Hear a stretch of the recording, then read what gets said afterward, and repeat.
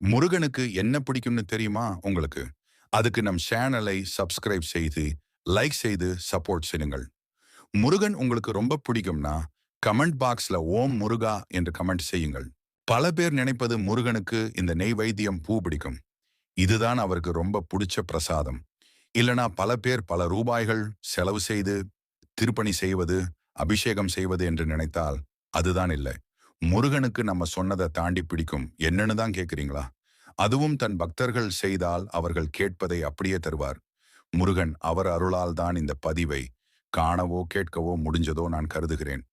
முருகனுக்கு பிடிச்ச ஒன்று பார்த்தால் தன் பக்தர்கள் மனம் உருகி பாடுவது மட்டுமே. அதுவும் முருகனுக்கு பிடித்த பாடல்.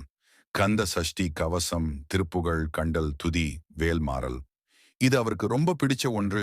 பல புராணங்களில் நான் அறிந்ததையும் அடியாளர்கள் கூறினார்கள். ஏனில் இன்னும் வரும் காலங்களில் கந்தனை மனம் உருகி அருள் பெறணும் வெற்றிவேல் முருகனுக்கு அரோகரா